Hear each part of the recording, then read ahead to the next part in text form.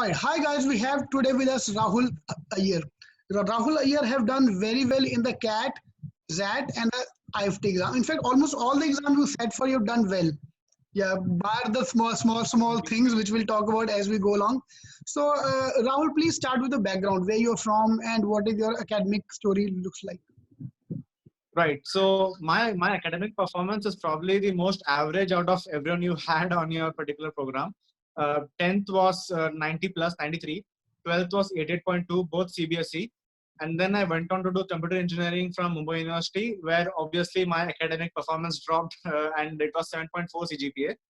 And because of Mumbai University's very hardcore conversion, CGPA to percentage conversion, when you convert it to percentage, my percentage is 64 percentage. Hmm. And this is a big blow, especially when considering that you're a gem with weak academic performance. It's a big blow. Most of the top colleges put a lot of weightage on academics, and you'll find that people with even 2-3 percentiles less than you easily get in, while you find it tough to. So that's my basic academics. And after Mumbai University's computer engineering, I went on to work at Reliance Industries for 2.5 years, and then I decided, okay, let's give CAT a go. And then so that's where I am right now. And currently, I have converted MDI Gurgaon, where I'm probably going to join in August. Superb, superb. So we have the other calls as well. So we'll talk about as we go along. So CAT Right. 99.6 percentile you've got. So what was going in your mind when you started preparing for CAT? Let's start from the scratch. But when you decided to go for MBA? So in CAT 2018, I did not really know what CAT is and everything. I just gave it just to see if I can, if I do even have the aptitude for that. I got 98 percentile, and I did not study much in CAT 2018. And I decided that, okay, let's study hard. I joined IMS coaching in April of 2019. I worked hard for a couple of months, but then obviously the hard work fizzles off. So 2 months before CAT 2019, I think it was November 24, 2019. 2 months before that, I talked to my corporate boss, and I requested him for a long leave of absence, at least a month. So luckily, I was able to get a month and a half of leave from office for CAT 2019. And during that time, I let go of all my extracurricular activities, all my hobbies. I joined a local library, and then I used to go in the morning, take my lunch along with me, sit there and study for the whole 7 or 8 hours from morning 10 o'clock to evening 5 o'clock, and then come back home. And I think that's the main thing. Rather than going to classes and whatnot, I think self-study, because you have all the materials available. There's a lot of material available online. So a month and a half of hard work really helped me out. And especially so because my DILR and quant were the difficult sections. Verbal was strong enough from earlier because I was also an adept reader. And DILR and especially quant is one of the easier sections to improve on if you actually put effort into it. So it was really helpful. I could improve a lot on my DILR and quant sections, because of which I could actually get 99.6 percentile. Right. Your story looks like an engineer story. Typical last Right, 45 days, leave everything else and just study, and we are right, correct. absolutely. Okay. Here, I want your advice on to students who are next year. What is the value of last 45 days? So, if I'm getting around 95% in the mocks, can I get 99.5 on the CAT day if I work hard last 45, last 30 days? Most definitely, but here's the thing. There is a declining marginality, right? If you actually don't study anything and get 90 percentile, that means that with a lot of effort, you will get 99. But if you have already put months of effort, worked really hard, and then you get 95, then 2 or 3 more months of hard work is unlikely to directly set you to 99, right? Right, So right. if you're hoping for 99 and you have not started preparing or anything, give a clear mock without studying. And if you get above even 85 percentile, I would say you have a really good chance, you have a really good aptitude to actually crack 99 plus. Superb, superb. So anyone who have obviously those who are preparing for last 2 to 3 years, so obviously for them growing exponential is not easily possible. But those who are starting off and if you're showing good marks in academic, 85 matlab if you touch 100 marks in mocks, so Right. that can be a good touch point. Like if you're 100 plus in the mocks, so you can do it. Do you remember your first mock ka score? Matlab, how much was the lowest score you ever scored in the mocks? So like I said, I joined IMS, right? So the first mock, I got 92 marks. I remember this distinctly. And that was bad actually, because just a year before I had scored 98 percentile, right? So suddenly getting 92 out of 300 was a bit, wait, did I get lucky last cat? Am I not good? That's what I was feeling. But then, yeah, I slowly started working on my weak points, which, like I told, were DILR and quant. Hmm. There's a lot of material online. If you just self-study, if you just ensure that you put hard work into it, you'll be able to crack that. And the second thing is ensuring that you're able to sit for those 3 hours, because you can't even spend 5 minutes within those 3 hours, relaxing. So that's the most difficult part, having complete 100% concentration for those 3 hours. Because there were a couple of mocks in which I complete the verbal, which was my strong point for me. I barely complete DILR, and even before quant starts, I'm completely exhausted. I quit the mock and I leave. So that was a very hard thing to do, to actually sit through 3 hours, to force yourself on a weekly basis to go through mocks, so that at the end, when cat is actually in front of you, you actually can give complete 100% for 3 hours. So this is the live example, or in fact, those who are going to watch the video, that this is a guy who could not complete the first mock and went up to get 99.6 percentile. So first, I think first 5 mocks is a barrier. What do you think? Like it's like Definitely, anything, yaar. definitely. पहले 5 mocks जो निकाल गया, he can survive the game. So what do you think is the Right. magic number? How many minimum mocks you need? After that, you become like now you don't care, or now you are okay in the race kind of thing. But truthfully, I think it will vary person to person. And if there are people, I know people who have given 30, 40 marks and they still feel that they need more. And I know people who have just given 5, 6 marks and then scored 99 plus in CAT. So there's really a huge variation. It's up to you. If you feel that you are improving mock by mock, then go for it. Keep giving mocks. But if you feel that you've saturated and like every mock is just more effort and no use, then I think you should probably slow down on the mocks and build up your verbal skills or build up your DLR skills on separately instead of just giving mocks. That's what I personally feel. Right, right, and study more basically. So I just Right. interviewed one more topper. What he said that he was repeating like you. So but his score was not improving. Okay. So what he did, he stopped giving the mocks, went back to the books, and after 1 month Right. again he started giving the mocks.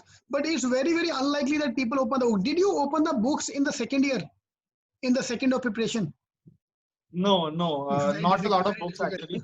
Uh, I did use it, the books for quant, because, like I said, quant was my most Formulas weakest and all, area. right, right. So, For the yeah, formulas and all you need. I gave a lot of mocks, but in the 1.5 months before CAT 2019, I just took all the books and from scratch. Even if I know that I know this, I used to again read through all the concepts, write down all the formulas that even if I know a plus b whole square, I just wrote down the formula as a separate formula list because I knew that was my weak point. So that's how I prepared for CAT.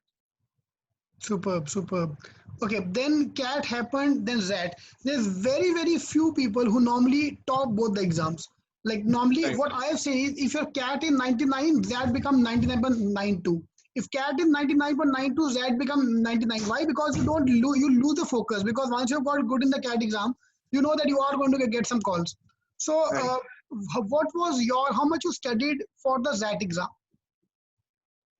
Not much, because as you very aptly said, once you realize that you've scored well in CAT, you really lose focus. And you recognize CAT's marks, I think, within 1 week. CAT released its question paper and also the answer key. And by that, I was extremely exhausted and I did not study much. But like I said, verbal was a strong point for me. And ZAT's verbal is one of the highest scoring things. If you're good in verbal, ZAT is really a very good aptitude test for you. And second thing, quant was a weak point for me, but ZAT's quant is again easier than CAT's quant. It's not exactly a formula based or you have to remember a lot of stuff. All you need to do, I would say ZAT's quant is actually a combination of verbal as well as CAT's quant, because they have these huge 4 or 5 sentence questions. You have to read through the whole question, understand it, and then have a simplistic concept to actually solve it. So that's why I felt that ZAT was an easy exam for me. But like I said, decision making is a section that is very subjective. Even do not put all your eggs all in the exact basket, because decision making is such a subject. Even if you feel that you are very good at it, suddenly you will find that you don't even cross 50 percentile. It's just a very weird ambiguous section. And even the professors that IMS, for example, who usually score 99.9 plus in CAT, even they might feel that the answers which are given correct by the XLRI Institute are different from the answers that they feel for the decision making section. So don't put all your eggs in the exact basket. That's what I would say. Superb, superb.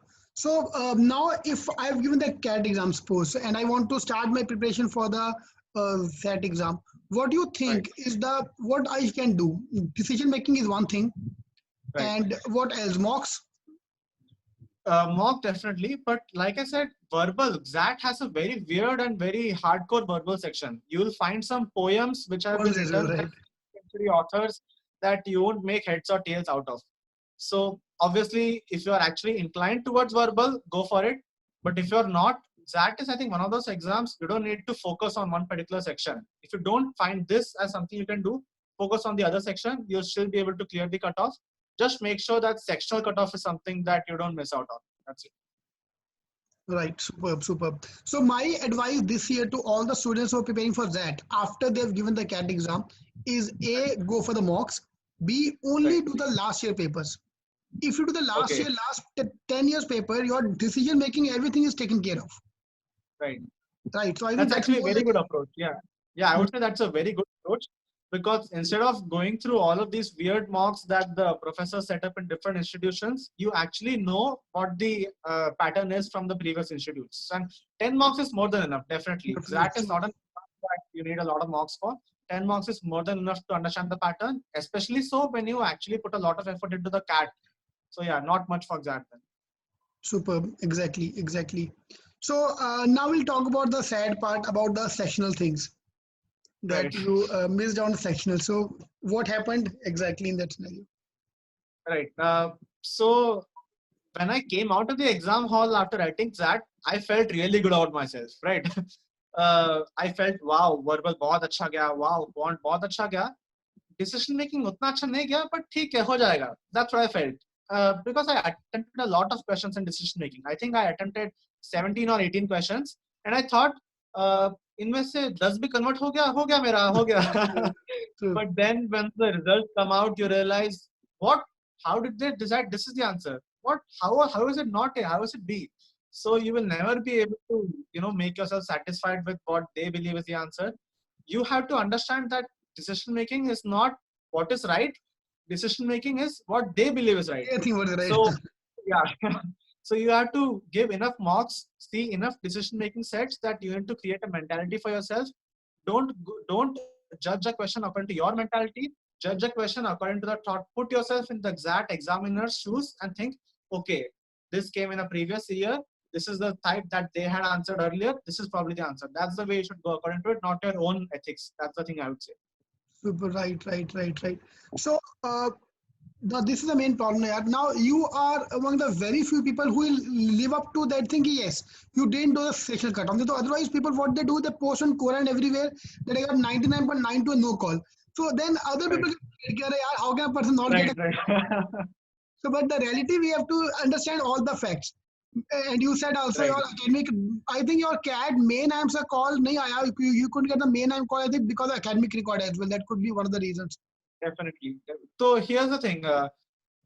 Before I actually scored well, before I actually started getting admits and calls from different institutions, at 99.6, I was hoping IIM Kozhikode will give me a call, SPJN will give me a call, and everything, right?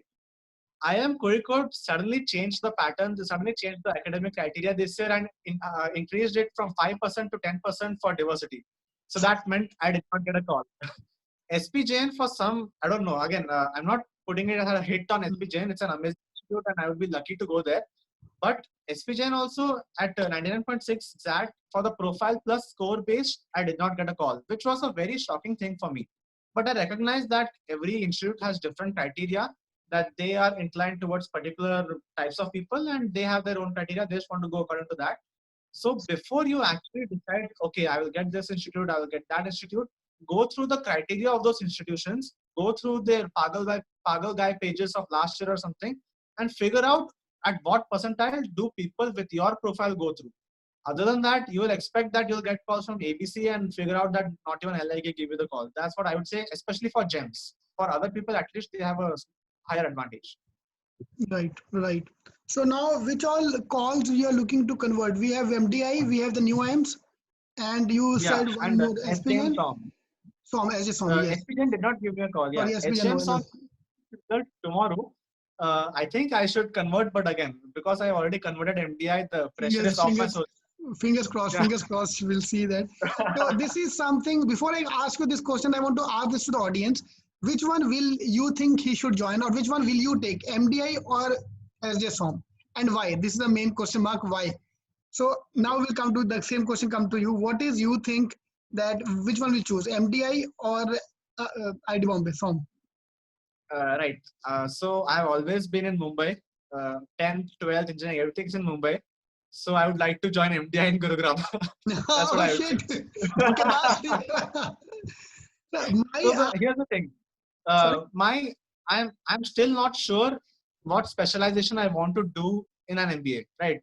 And MDI is one of the few colleges in which for the first year everyone has the same courses, and then you need to actually decide what are the electives you want to choose and what are the specializations you want to do. And that's absolutely perfect for me.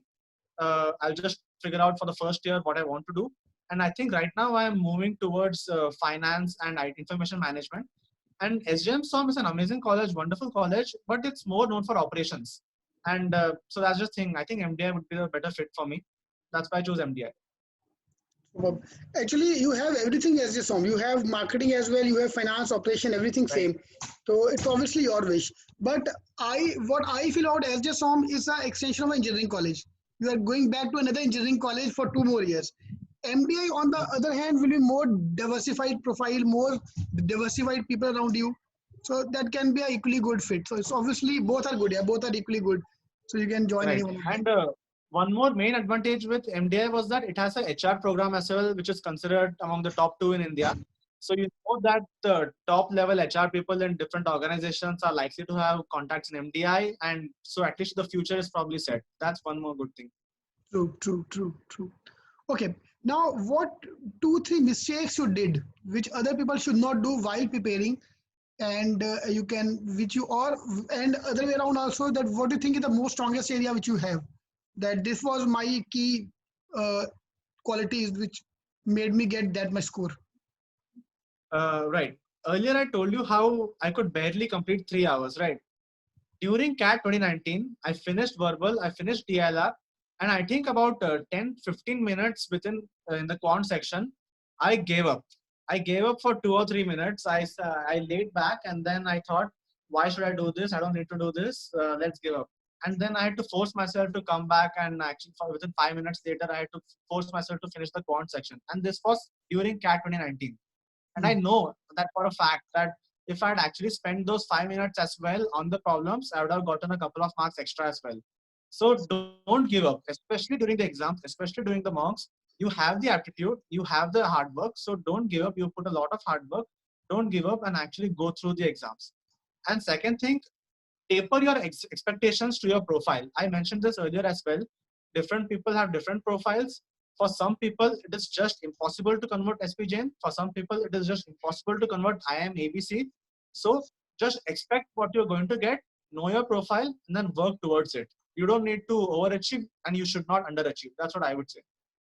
Right, true, true, true. Okay, now come my main question, which I give to everyone: that how CTing helped you, how CK helped you in the journey. uh, Truthfully, the main thing is videos like these. I could actually see a couple of people on your videos. Vaishak Nair, for example, a CET aspirant who joined you last year. So people like those I could connect with. They were very similar to me, very average academic, and then they could enter one of the top 10 institutions in the country. So that really motivated me to ensure, okay, even I can do this, even I can work hard and enter one of the top 10 institutions. So that's the way CET helped me the most. And the second thing is, you are actually confused between different colleges. What is good, what is bad, what are the pros and cons. And when you bring these people on and when you have the knowledge to actually say, okay, these are the pros and cons of this college, these are the pros and cons of that college, it really helps out a lot to actually target which college to aim for. Superb, superb. So during the GDPI, do you felt any kind of a advantage having work experience, or because a lot of people are talking about that because they don't have experience, don't have a good quality experience, they could not convert the call. So do you think Right. WorkX really helped you, or you think it's the person which is more important? Absolutely. So not just in terms of the interview, a lot of the colleges have a specific criteria, 5% or 10% for work experience. This includes MDI, SDM, SOM, and every other college you can think of. So that's one objective parameter in which you actually have an advantage. And even when it comes to subjective things, in the interview, if you don't have work experience, the interviewers are likely going to ask you on topics on you studied on engineering or in your BCom topics. And no one remembers the past 3 or 4 years. So you are likely to slip up. But if you have a year or two work experience, you are actually in sync with the industry. You actually know what to talk about with the interviewer, and you have a path to focus their attentions on. So that definitely helps. And on top of that, MBA is a degree which builds on top of what you want to work on. It is not a degree suddenly you decide to change your domain or you suddenly decide a different stream. If you're already working on something, it helps you to grow faster in it. That's the main objective. So having a work experience, I think, should not only be an option. I think I'm personally of the opinion it should be mandatory. So yes, work experience at least 1 year, but hopefully 2 years is, I think, very important. Hmm. But on the other way around, if you are having the freshers in a team, they bring a fresh eyes, like new eyes, because you after working will have a set way to do the work. But if Right. you get a fresher on board, he'll have a new perspective, which a normal person can't think. Like you and me with work experience can't think. So maybe that's why all the B school have 33, 33, 33. 33% Right. fresher, 33% 1 to 2 years of work ex, and 33% more than two years of work ex as well. So, but you think the work will never hamper in your right in your preparation, in your this thing, calls and converting the calls. Yeah, it definitely helped. Yeah. Help you. I get your point as well. So I think a lot of the colleges get that point as well, and that's why they have 20, Yeah, 25 percentage of freshers. But right, yeah, right, personally, I feel yeah. right. Okay, okay, Rahul. Thank you very much for coming online. Thank you so much, Rav sir. I enjoyed the conversation, and hopefully, I help a lot of your followers as well and motivate them to gain 99.9 plus in CAT. Yes, yes, yes. Thank you very much. Thank Thank you. you. Bye bye.